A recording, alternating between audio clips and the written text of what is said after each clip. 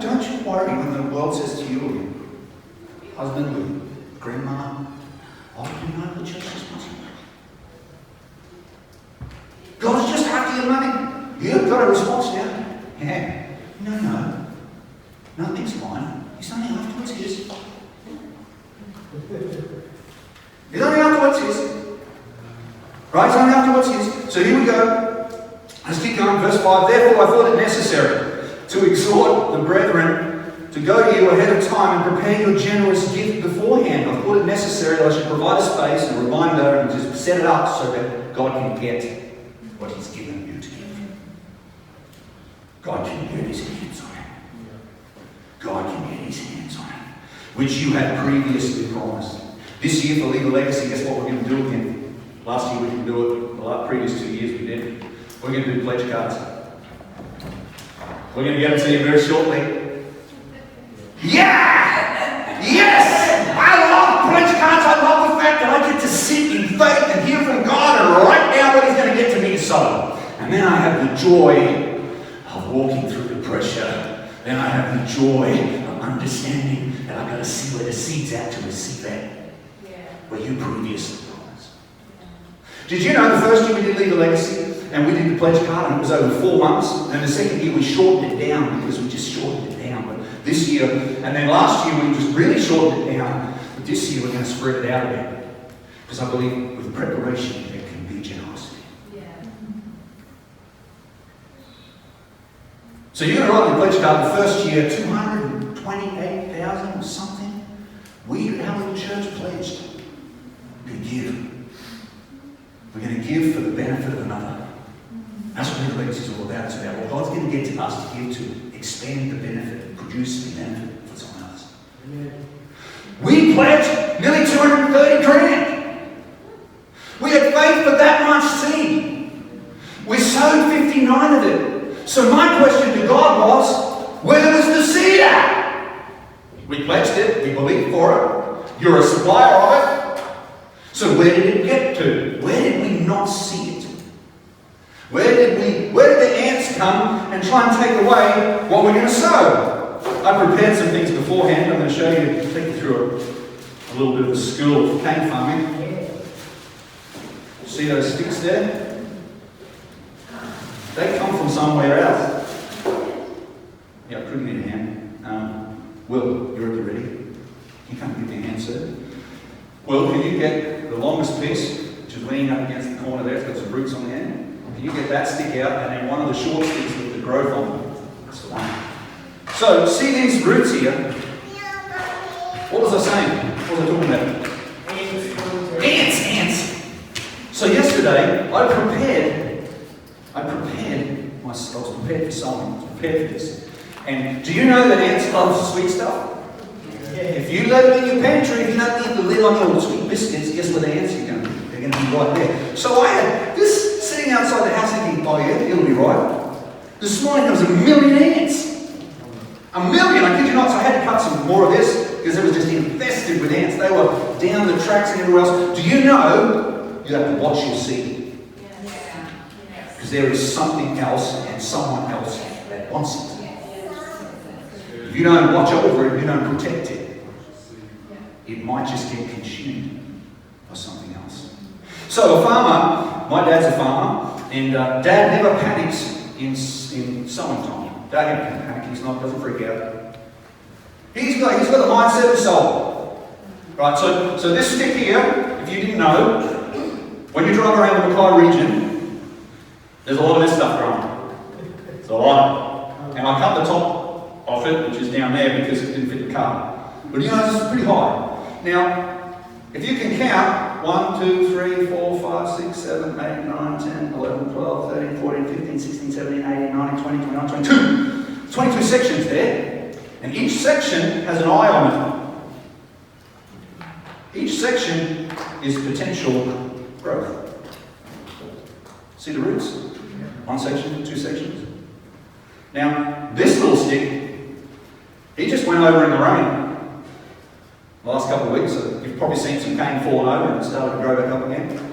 This little stick, he was just laying on the dirt. Just laying on the dirt and then he started to spring back up. And I cut him off at the roots, I couldn't get him out of the ground.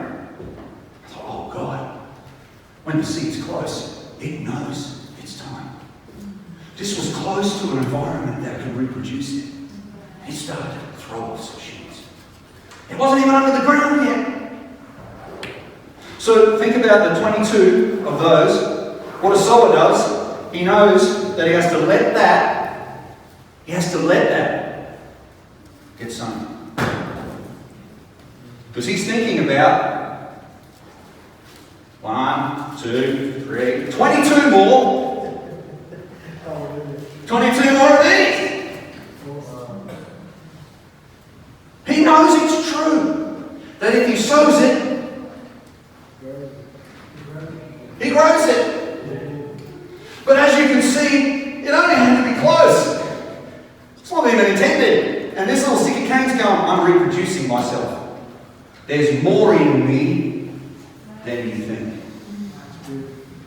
There's more in me than you think. Thank you, Sir Will. Great farming. You can lay that down there. I might need you again. I'm not certain. So, a sower must yield to the supplier. Right? Verse 10 of 2 Corinthians 9. Now may he who supplies seed to the sower and bread for food supply and multiply the seed you have sown and increase the fruits of your righteousness. Amen. A sower must yield to the supplier. So there's a yielding process, there's a loyalty check, there's a connection to who's my master, who am I certain in. Now, this little stick of cane, when it's sown, it doesn't produce these. It doesn't produce them when it's sown the way you think it does. It produces multiples of them. It produces an uncountable measure of these. You can measure these in this one stick. You can harvest it, you can mill it, you can process it, and you could get an end result. Souls don't think like that. Souls don't think with a cap. They don't think with a ceiling. They think with productivity. So what Dad does is he forgoes this handful and sows it for multiples. God, that's the mindset of the soul. He forgoes a handful and sows it, knowing that in it, how much is there? And he just lets it happen. Dad's worked the ground and he gets out there and he fertilizes it and he tills it and he looks after it. But he just looks after what's coming out. He knows that is a miracle. That if I just yield, it'll yield.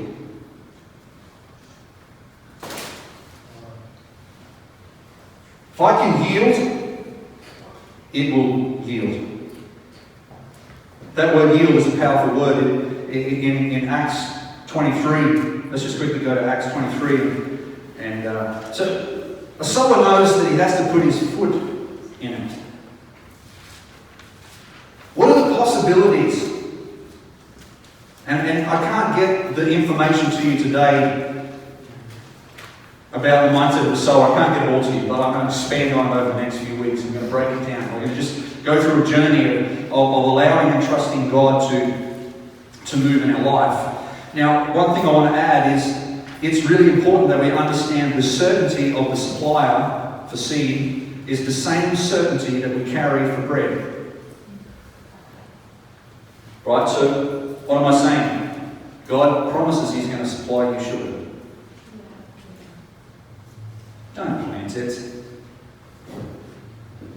It's not going to work. It's already processed. It's already gone through the process of multiplication. It's already gone through the process of sowing. And God promises that He's going to supply you bread for food. And in the Lord's Prayer reminds us that we should be praying, thanking God for our daily supply. Amen. So when we're talking about sowing seed, it's not your bread. I can sow this packet and I can jump around with my tractor and my fertilizer, and I can do a whole bunch of stuff, but it's not going to produce anything. It's already at its production. It's already at the point of being consumed. It's at its need point. It's gone on my cereal. It's gone in my biscuits. Don't eat too many of that. But don't tell Dad I said that. So God supplies seed to sowers. One of the things that a sower, one of the definitions of a sower is a receiver of seed, and I'm going to break that down another week. It's actually a receiver of seed. So when God's looking at sowers, He's going as a receiver. Let that land deep down in your heart, let it arrive deep in the depths of your thinking, and let that word explode and destroy every mindset that is not connected to spreading out and expanding. Come on. When God looks at you, what does He see? What Dad does, right, he engages a contractor that cuts this up into these bits. He drops it into a piece of machinery. So he sends his harvester across this. Doesn't send it to the mill. Remember? We're not after this yet. This is coming. But this isn't enough. Needs are too great. Come on, it's too much need. It's too much to happen. It's too much production required. This little packet isn't going to meet all of our needs. Come on, who wants a cup of tea with a teaspoon of sugar in it? One of us get it. Who is it going to be? Right? Only one of us get it. Right? But when this is sown, multiples of us can get it. So his promise of, I'm going to give bread for food, is expanded. It's extended beyond you and what you need. Right? So Dad contracts a guy, he comes with his harvester, a good group of guys, and they chop this out and they don't send it to the mill because they're not chasing this yet. They receive the seed that they're commissioned to sow. So Dad says, this paddock is the paddock I want you to cut. This is the stick I want you to put in the ground. And Dad says to him, it's my stick, don't you dare take it to the mill. Or you have not fulfilled your agreement, and I'm not paying you to send this to the mill and to harvest it. I'm paying you to sow it. That's the deal. Because it's my seed and I'm telling you to sow it. So what he does, he cuts a bunch of these, and then that stick just doesn't go on the ground, and that stick, if you have 16, 22 sticks coming up at once, he cuts it up and he dumps it in multiples like that. So in that little pile, there's a stool, and suddenly there's 12 or 14 sticks. And then out of this one point, in the ground comes other sticks next season after. So 22, you can't count it. It's multiples. But don't you do with your seed to sow anything else. You're not a good sower if you do that. And the day that a sower comes and cuts some of Dad's cane and takes it to the mill is the last day that sower gets access to Dad's property.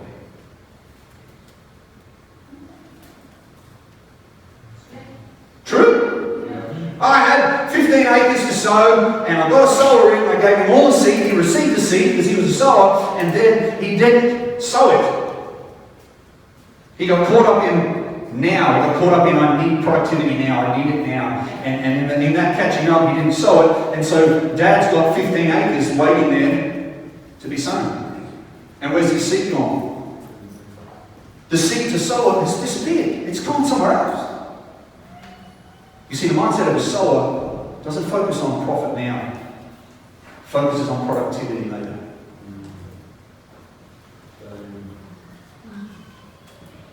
Don't go touching the seed that God's given you to sow. Because 2 Corinthians 9 says that He gives seed to sowers. He doesn't give it to harvesters. He doesn't give it to greeters. He doesn't give it to storers. Now, all those things might be appropriate in the moment. You know, you can store stuff. But He gives the seed to sow, and He has an expectation He's going to expand. He gives it to a sower. Now, sowers are receivers of seed. So how do you become a sower? Or a better sower? You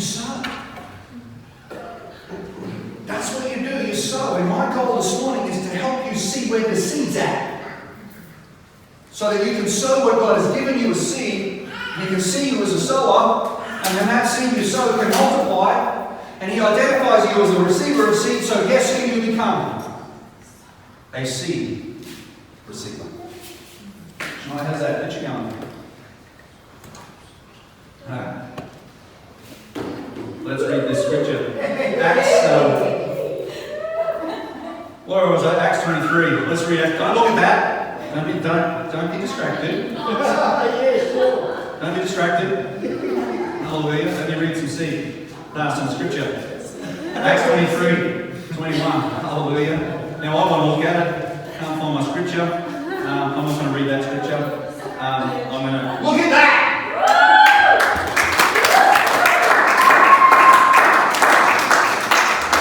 I know you don't know what you're clapping about. Mostly. But that's something that Taylor and I put our foot in this week. We just went 2 feet and all. So Tuesday morning I was praying.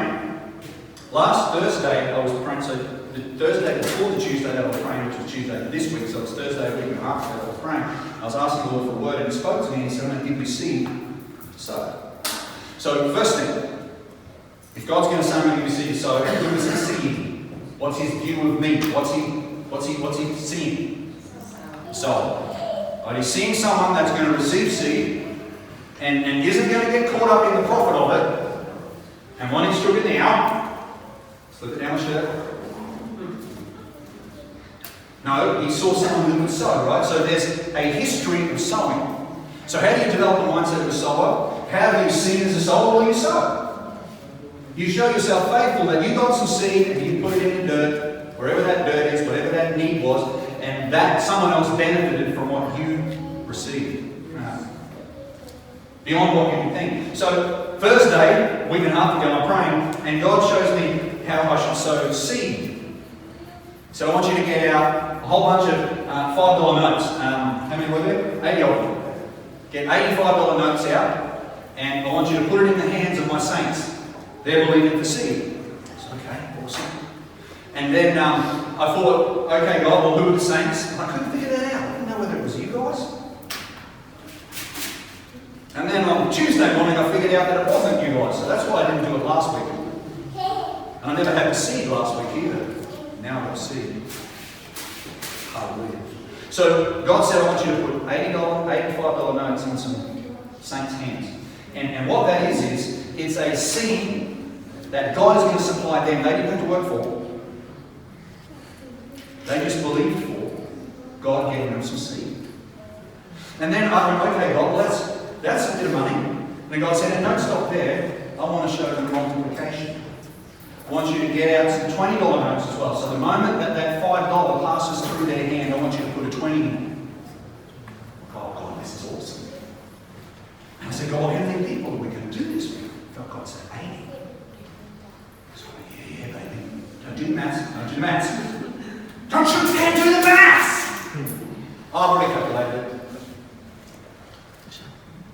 A sower doesn't do the maths because a sower knows if he does, he's going to be absolutely conflicted and confused because he can't count it. Dad can't count what this stick represents, so he doesn't even get into it. He doesn't worry about, well, this is $10, and this is, if I don't put that in the ground, I'm going to lose $10. You're not losing anything, you're multiplying the 10. See, a sower doesn't lose, he doesn't have the mindset of losing. He has a mindset of growing, multiplying, productivity. So I said, okay, well, where's the money coming from? You see, a sower has to understand where the seed's at. Not just get caught up in another sower. So I said, God, where's the seed at? He said, is it in passport careers? Well, God said, no. I said, oh, cool, it's in Boogie Mouse. Take that, pay for it. Yeah, baby. And God said, no, it's not Boogie Mouse. I said, okay. Where else have we got money? Oh, our personal stuff. Is it? And God said, not you this time. The church. Well, oh, bless God, but that's me putting my foot in something.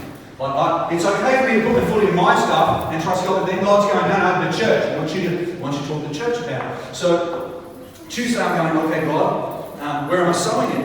And God said, we're going to sow it to Josh and Sam Feltinsky, who pastoring Sunday church, and I happened to have a preaching appointment there this Sunday that was organised 3 or 4 weeks ago. So I rang up Josh.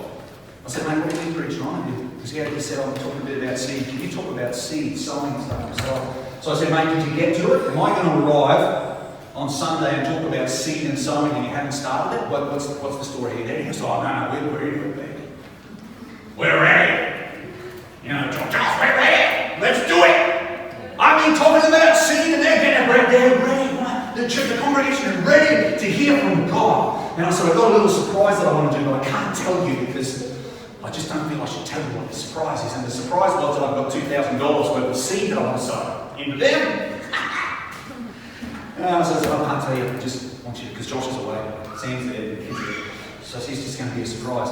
And then he said, you know, at the end of last Sunday's service, Brad, we as a church, we stood up together and we prayed. Oh, we had faith, there was faith. They're ready for seed, Brad, they're ready for seed. We're believing that God's going to put seed in our hands. And then we're going to sow it. And I said, oh, Joshy, that's awesome, because I've got to tell my secret to you now, because my secret is, God told me last Thursday, before you said it. It's all right, Joe, I can stand up, I've been walking on my whole life. Now I've had some fun in that stuff. And some tricks, but anyway. So I said, Josh, God's already supplied the seed before you said it. Do you know, last week I made a comment about your obedience, and how your obedience can pave the way for another's. And how Cornelius went, yep, I'm going to send some men, and then suddenly Peter's getting visions, and Peter's getting stuff spoken to him. So Josh's obedience, there was remember the Heavens Bulletin? Remember we talked about that last week? Heaven's newsletter? This one's, our newsletter's talking about things we're going to do in the future. What's happening this week? Well, Heaven's news is always about the future.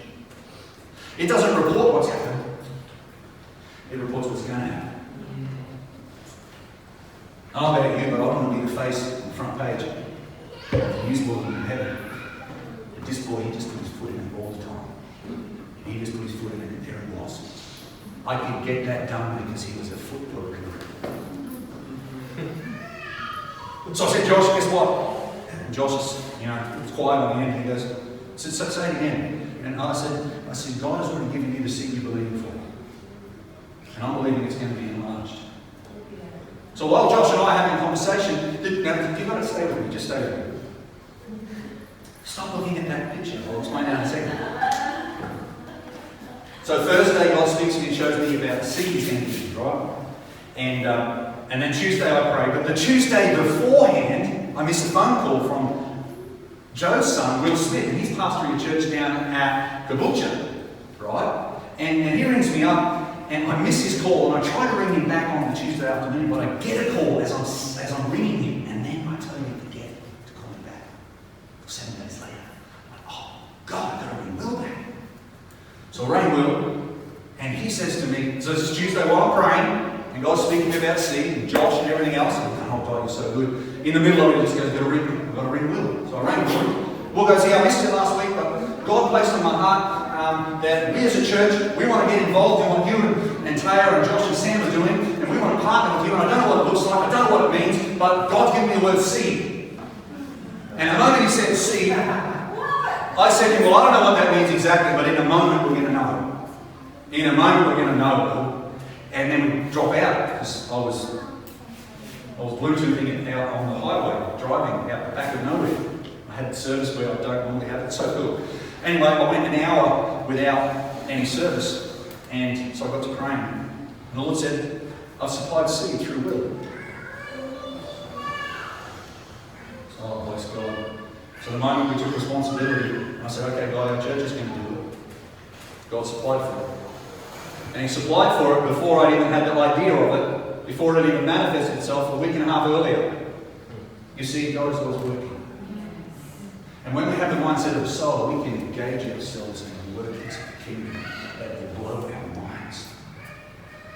So I get some service back, and Josh rings me and gives me permission to do what I'm doing and tells me about stuff. And so then I go, I've got the seed, Josh, it's already happened. I've got my hands on it, it's coming into our accounts, it's already there. It's Sunday, that's what I'm going to do. He's so excited. And then I ring Will back and I said, Will, there's a plan, it's already happened. While we got cut off, would you sow seed? You mentioned seed. You want to bless Proserpine and you want to bless Mackay Church.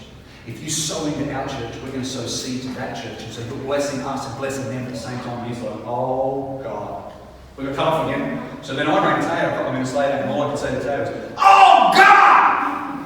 Oh God! Oh God! I just put my foot in something and look out what's happened. We've already got seed. So Josh and Will and their church has sown $1,200 worth of seed towards the 2,000 that we're going to sow, and here it all is. 80, 20, 85, a whole bunch of rice, just to trick you.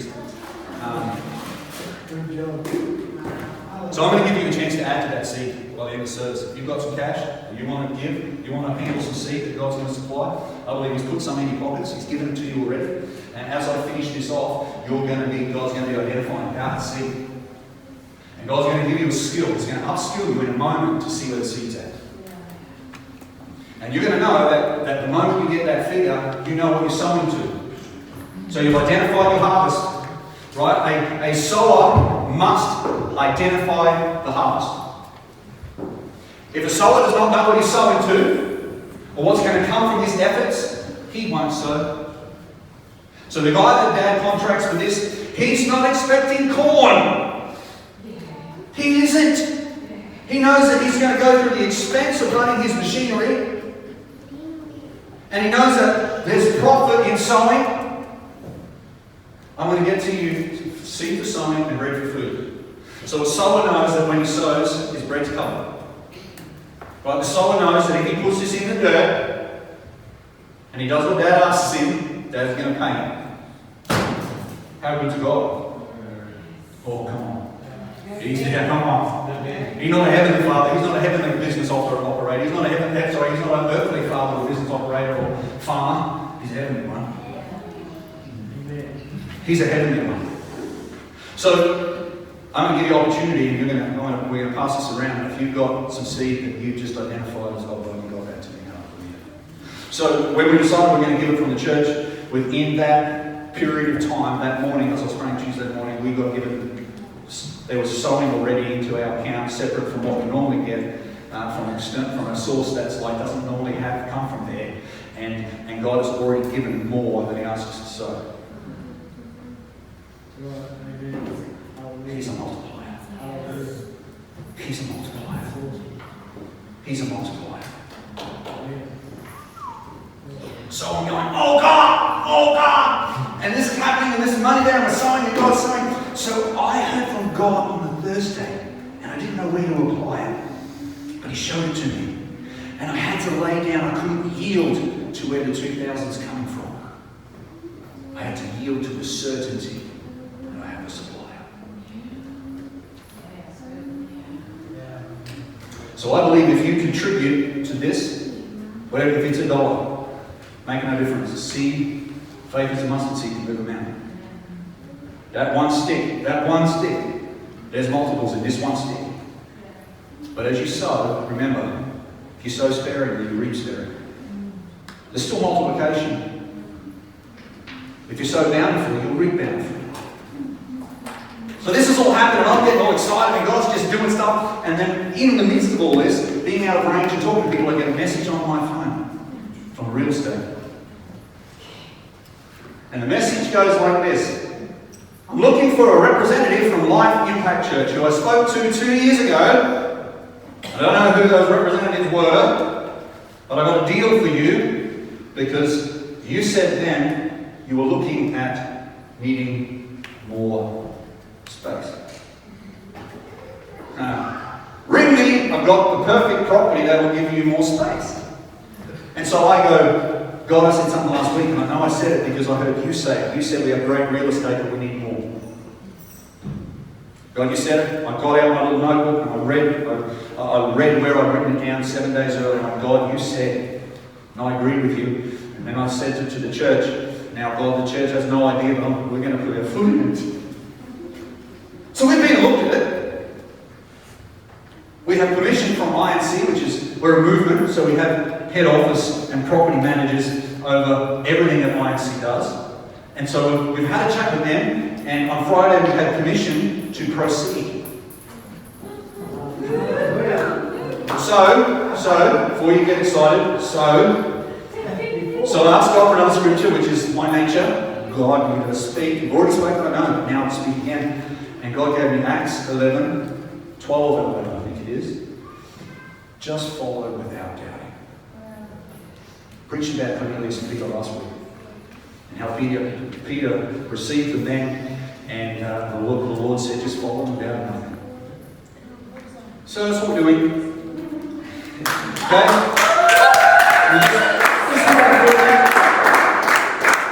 And then God gave me the scripture before that, where Peter said, I was expecting 3 men. So pray and believe with us. I believe there are 3 strategic men that God has fitted into this plan that He has. Now, for Josh and Sam, there were some strategic men connected to what they were believing for and praying for their church breakthrough. Now, what this seed is going towards is to destroy lack and poverty over the Proserpine region. That's what they're believing for. That's what they ask God for seed for. So God supplied the seed for that purpose. So if you want to contribute and add to that, that's what it's going to. It's going to the destruction of mindsets over a region that have locked them and bound them up from productivity. Not just profitability, but productivity. That's what we're sowing towards. So God had orchestrated 2 men to come together and have a plan while 1 man was believing. And it didn't cost the 1 man anything. Can you believe with me this morning that God has a plan, and there's some people involved in this plan that are outside of us. Now, this plan, this little thing here, oh, bless God. We struggle to sleep. So we walk through it, and can I tell you that it's not like walking in here?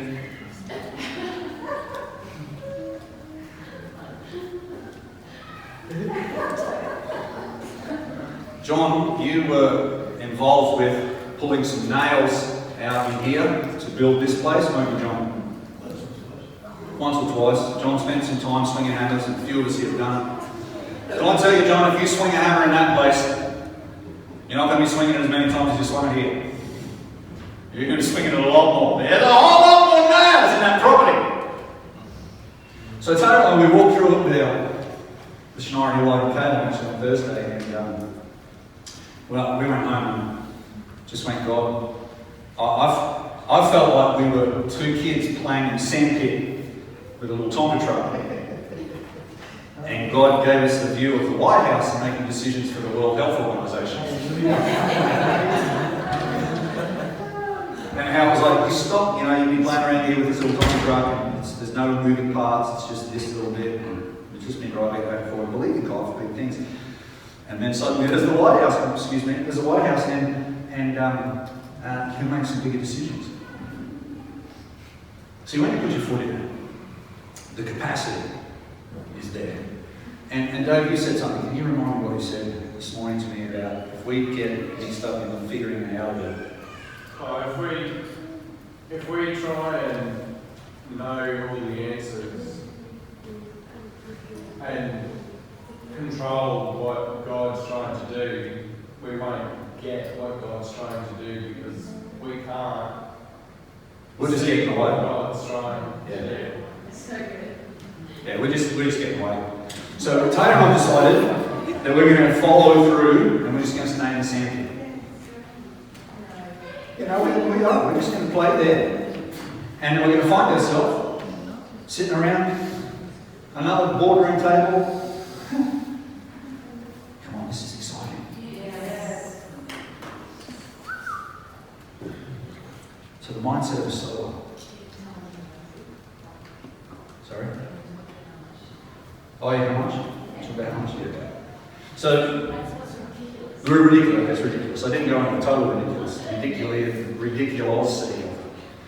So, we have this building and it has a value on it. We've been told it's around 650,000.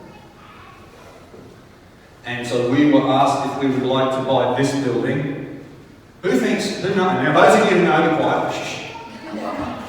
I want to ask you, throw me some figures. What do you think? Something like that. Now, it's the old cinema centre. There's 5 cinemas in there.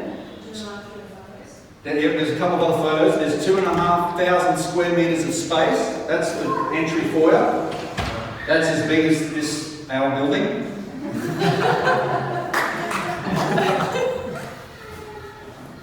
And there's another one. That's the main theatre. So that's cinema number 1. There's 209 seats in there. And there's another. That's just the corridor between 3 other cinemas on this side, and another cinema on this side, and up above it is another corridor like it that access to the top of those things where they ran their stuff from. And then above that, there's a utilities room. Now when you buy the utilities thing on Monopoly, this is bigger than that.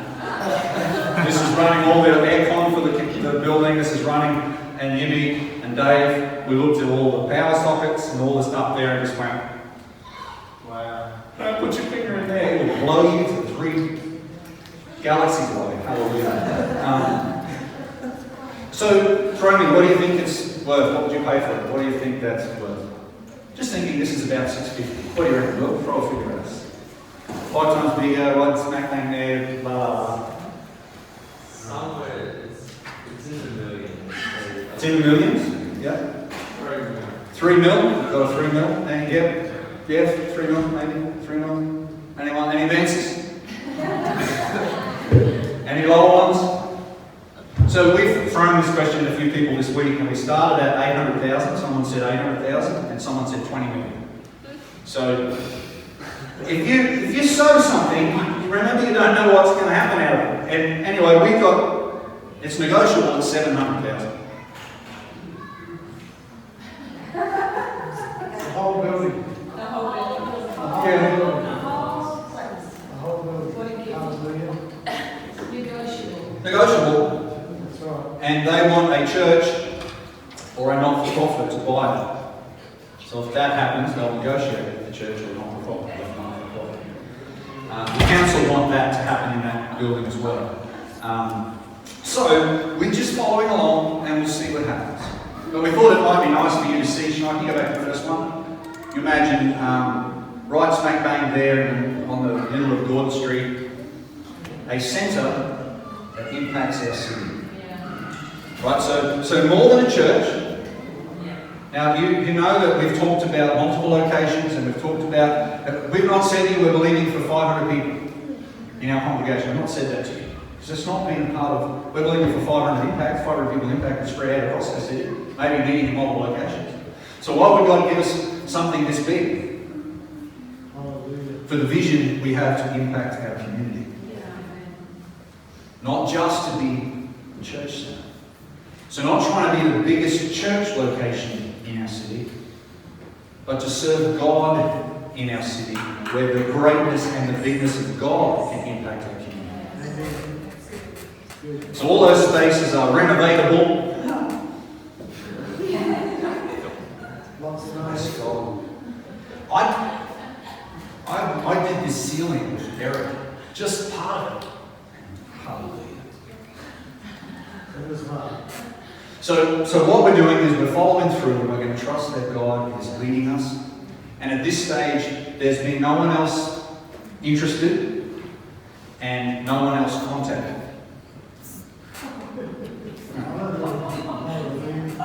Thank you, Jesus. Yeah. Don, you want to say something? Taylor has nothing to say. So I think wrapped in all this is God has seen souls. Now Cornelius last week, right? We talked about Cornelius and we're going to go further into his attributes and why he got God's attention. He was an alms giver.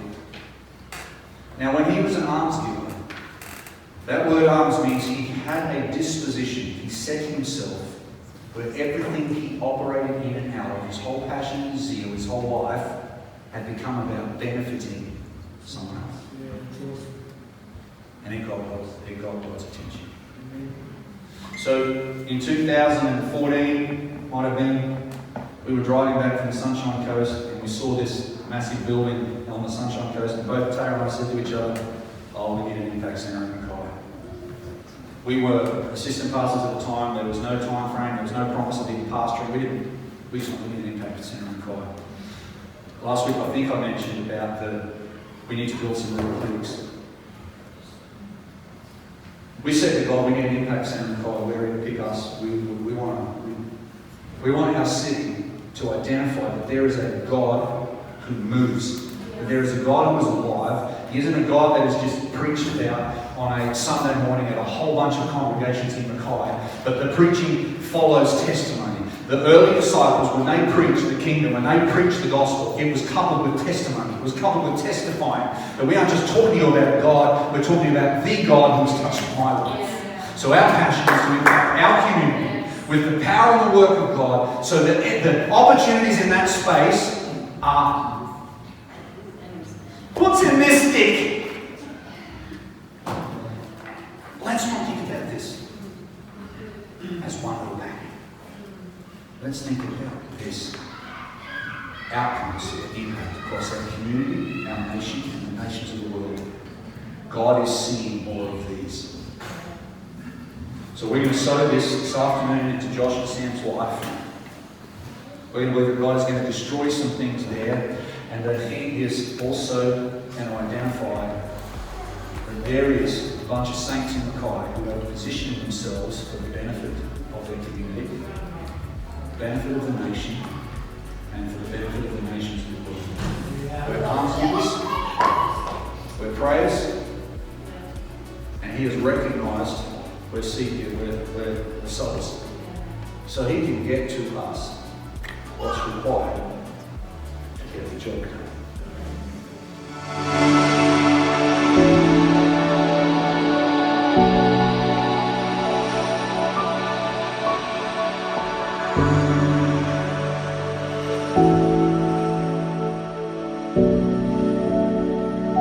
Thank you.